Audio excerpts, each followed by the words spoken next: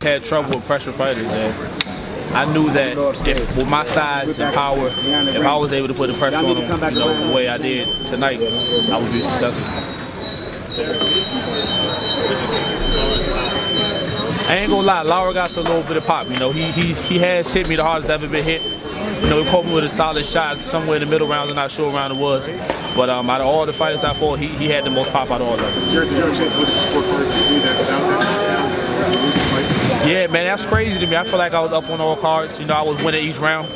And, you know, just for the fact that the knockdown was the deciding factor, man, that's crazy. But is that what, in your corner after the 11th round, was your coach telling you, you gotta get him on the deck, like it's close to what was funny? Because you came out in that last round like you were going for it. Oh yeah, man. Nah, he didn't actually say that. I felt like we was up. You know, the knockdown just came natural. But at the end of the day, we still wanted to finish strong. And I'm glad I came out that way in the 12th round. You've been impressive for a long time now, but this was a big leap in competition for anybody. I mean, Lara has been on top of the division for a long time. I mean, I know you have a short amateur career. He's like one of the best amateurs in Cuba's history. How big is this? How do you feel right now? Man, it's everything. You know, at the end of the day, I feel like I'm opening doors for fighters and other people that, you know, are the guys that are not the ones that everyone thinks is the one that's going to make it. You know, I'm the one that no one had their eyes on and kind of didn't see me getting here. And for me to be here today as a unified champion of the world, man, it lets you know that anything is possible, no matter where you're from. As long as you want it, you can do it. Because when you fought Frank Lars on Showbox, you were actually the B-side. Yeah. It's crazy to think now, looking back. Yeah, man, because, you know, these cameras wasn't in my face like this that night. You know, I was coming in as an underdog like I did today.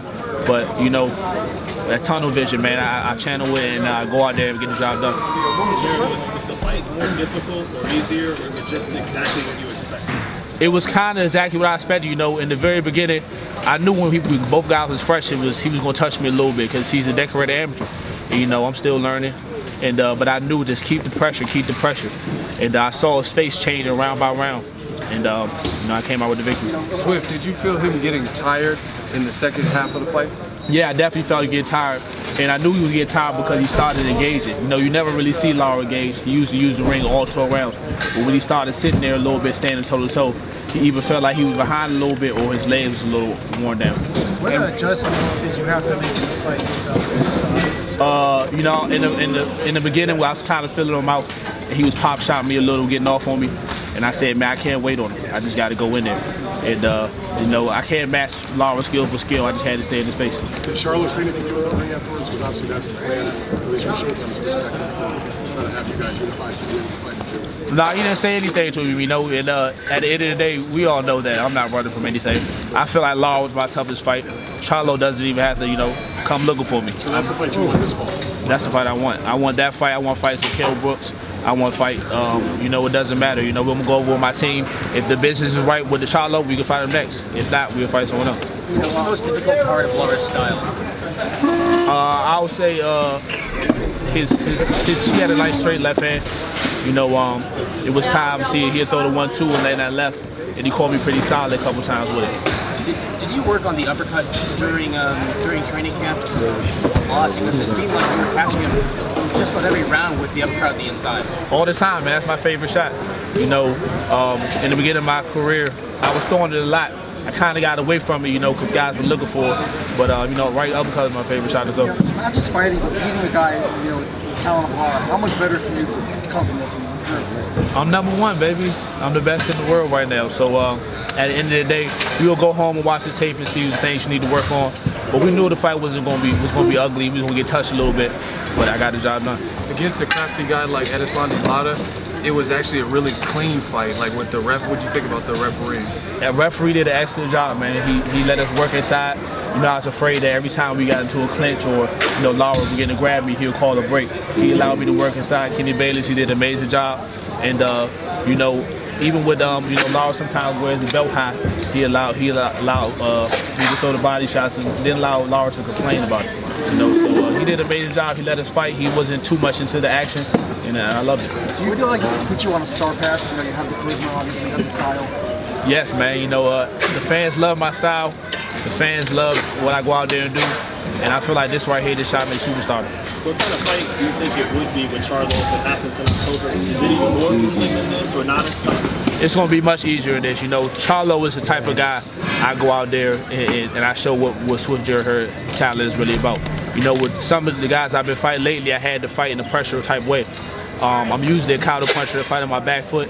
I'm sharper than people think, and I'm not gonna have to go looking for Charlo. He's gonna be right there. What did you make of the way Lara played? It seemed that he was engaging a little bit more than he usually does in prior fights. Yeah, that's why I say I was surprised. He did stay there toe-to-toe more than we expected. We thought he was gonna run the whole entire fight, you know, try to move on me. But I don't know if it was because my pressure wore him down, or it was because, you know, he felt like he had to kind of stand there to prove something, let me know he's right there with me. I'm not sure what it was, if he felt like he was behind, but he did stand toe-to-toe, and it surprised me. Were you surprised that he got up from that knockdown? It would have been a clean shot. Man, he's a world champion also. I'm not surprised. You know, Lara's been put down before. He has got up to win fights. So at the end of the day, I wasn't surprised. And again, what went through your head in that 12th round when you knocked him down? And did you know how much time was on the clock left? Nah, man. I didn't know how much time was on the clock. I knew that we practiced on that shot, and when I landed it, I didn't actually, you know, put a lot behind it. It was just perfect timing. And when I knocked him down, I kind of wanted to get up and finish the fight, but you know, I didn't get it. Hurd, you come with a fan base. Could you hear your fans rooting you on in the fight? Oh, Can yeah. you hear like, throw the jab? You can hear? Okay. Yeah, I can hear it. Some fighters say they can't hear them, but they were literally right in my ear. And it was getting me into the fight. You know what I mean? Yeah, I can hear him here in the Hard Rock. It's kind of hard to hear him in the bigger arenas like Barclays and things like that. But here I heard him all. Jarrett, you are able to beat Charlo. Would it be something where you've taken everyone out, cleaned out the division, and would make you think to move up a division, or do you want to stay in the division and really stamp your name after before? When I defeat Charlo, if I get a chance at a WBO, I'm moving up. I'm not staying to defend the titles. I'm going up to bigger, better things on 160. When I defeat Charlo, if I don't get a chance at a WBO, it depends on how long it'll take for me to get it, and I'm still moving up. You know, the bigger fights, the big money fights are up at 160, and I want to go there and fight those guys. Jarrett, do you think tonight was the last night we'll see erislandy Lara in his prime? I'm not sure, man. He put up a great fight. It seems like to me he got a lot left. We saw the best Lara. Yeah, so we saw the best Lara. Don't water it down. Tonight was the best Lara. Yeah. He was the best Lara that we've seen in a long time. It was the best Lara the fans has ever seen. Yeah, definitely. Do you think it'll be the same after this kind of fight? Yeah, I think he could be the same. You know, when he showed he does have heart, and he's not just the type of fighter that's going to try to run and score points.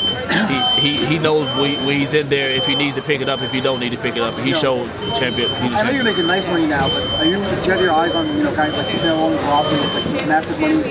Yeah, those are the big money fights we're speaking on. You know, eventually we want to go up and fight guys like Triple G and Canelo. Kell Brooks, you know, man, Liam Smith about to fight Saddam Ali. Me and Liam Smith had a few words, you know, talking about unifying also. So at the end of the day, if he had a belt, we'll take a fight with him. Yeah. Jarrett, the WBA actually also has a regular champion, Brian Castano from Argentina, is undefeated. Is he somebody that's interested in you to fight at some point? Brian Castano. Oh, that's the one that just fought Cedric Beasley? Yes. Yeah. Oh yeah, most definitely. We'll fight him also, you know. It doesn't matter, man. You see, I feel like I fought the best guy in my division, so as long as the business is right, and I'm fighting everyone, man. Was there any point where erislandy Lara had you slightly hurt, or you had to bite down? I wouldn't say hurt. He caught me with a good shot, and it buzzed me a little. You know, it was a shot I didn't see. I think it was an uppercut, and I had my hand side that came from under, and I didn't see that one. But I didn't feel dazed. I just felt like, well, that was a good shot. Watch out.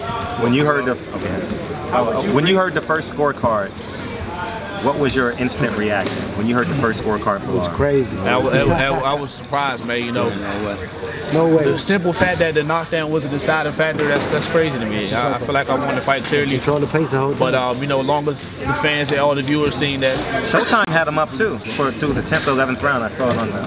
Oh yeah. Yeah. Showtime will have everybody up. You know, this guy was on top when you were just turning pro. Now you're the champ. How does this feel? It's crazy, man. It's a dream come true. Ma, I'm moving out, Ma. Oh, you're not. Save that money. So yeah. Before they made the announcement, what was going through your mind? boxing? At the end of the day, I kind of felt like I knew I won the fight, and when I heard the scorecards, I knew that the 114, 113, I knew the knockdown was the reason why it was that way. I kind of knew I had it, but I didn't think it should have been that close. I'm not sure, man. You know, it depends. You know, I'm going to fight Charlo before I move up. But oh yeah, you know, already know what's next. We gotta get that bag, yeah. That's next. That's what's next. That bag is next. Now let me ask you, Errol Spence is quote unquote taking the fight off, fighting Campo. Jermell Charlo is quote unquote taking the fight off, fighting in terms of A-level competition to June 9th. Do you think you're deserving? Do you think you're deserving of a fight off, maybe in your hometown, sell out an arena, get the fan base behind you, and then unify for everything? Oh yeah, man! You see, everywhere I go, Swift Nation follow me. I can't wait to go back home and fight for my fans. You know, they deserve that. You know, they've been supporting me so long, and I want to bring one back home for them. For you, Jarrett, how good of a performance was this in your eyes? It was an A+ because I got the belt. So at the end of the day, I'm happy with it. If it's up to you though, do you take the homecoming fight and then fight Charlo, or just right into Charlo? It depends on how the business sounds. You know? I mean, you know, I've been in the camp with a few southpaws right now. You know, I maybe want to take a fight with a right-handed fighter. You never know. And at the end of the day, UK fans tune in tonight. You know, some UK fighters over there can fight somebody like Kell Brooks. You never know, so I don't know. What about Saddam Ali? Saddam Ali, you know what's the thing about Saddam? I don't think he will fight someone like me, you know.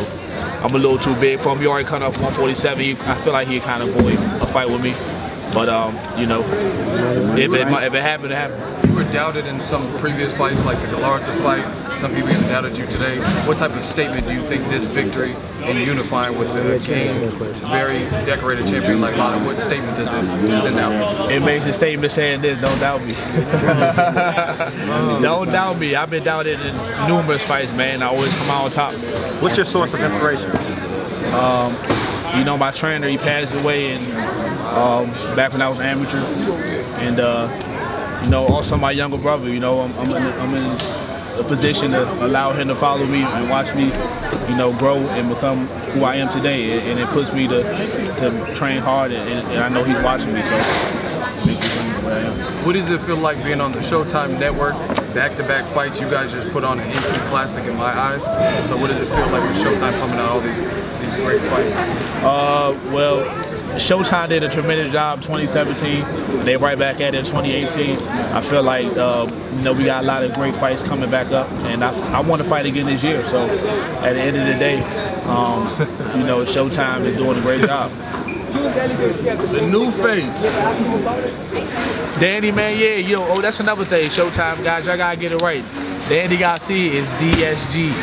I am Swift with the lightning bolt, you know what I mean? You know, shout out Danny, you know, me and him good friends. I like Danny, but, you know, it's two different Swifts. Lightning bolt. Yeah. Do you embrace that when people say I gotta stop using that Swift for the Danny, man? The action guy is excited. Do you embrace that? Yeah, I love that, man, because without the fans, I'm no one, you know. And I want them to tune in. So if I'm fighting excited, that's a good way for them to watch me tune in. So you say you want to move up to 160. Obviously, we heard all the shenanigans that's going on at 160 with Canelo. If you had the opportunity to fight Canelo May 5th, would you have taken that fight knowing that he was on Kimbudawa? Knowing that he was on? Yeah, well, knowing that he on? Well, it was 3 months before the fight, February 17th. Yeah. Nah, I'm not fighting somebody knowing he on substance.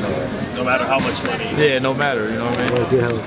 A follow-up question: if someone is caught taking PEDs, with your life on the line, do you think it's a criminal action, or do you just think they should be punished by the? Yes, man. Listen, I was in camp with Antoine Action Douglas before he fought what's his name, Suzuki, yeah, whatever. I was in camp with him, and you know, he was sharp. He was working good. Then when he fought that fight, after the outcome, he never was the same. And you know, it's not fair because that guy was on some type of substance, and he was just about to fight for the world championship title, and now, you know, we're not even sure if he could even get back in the ring. And man, it's not fair. I feel like people like that should be banned forever. And if I'm getting in the ring, fighting fair, you know, I need a fair fight from the opponent. He's from DC, right? Yeah, well, from Maryland. From Maryland. It means everything, you know, putting on for my small city, acting key. I got all my fans out here. And at the end of the day, I'm the unified champion of the world. Nobody can take that away from me. Number one. You're definitely number one. Now, obviously, the fans are going to choose sides, right? Why should they choose Jarrett Hurd at 154 over? Because he got the most belts. And you see that the numerous times you guys doubted me, what ended up happening, I came out on top. You fought the number one weight. And I don't think I'm taking easy fights. I'm going the hard route, like the old school fighters. And for the most avoided fighter. Yeah, I fought the most avoided fighter. And be number one lineal champion. Yeah, but I fought the toughest competition in my weight class. One more question. Any chance of a rematch? No. I mean, we don't need it, man. I think I went out there and did what I made it clear. How's it work with Al Heyman? I love Al Heyman, man. I just want you to yell at me, that's all. Oh my God. We love Al Heyman, man. He's doing such an amazing job. So, you know, this is a team we wanted to get with Al Heyman. We got with him, happy with him. Okay, that's it. Thank you, everybody. Thank you. Good job, Rick. Good job. Thank you.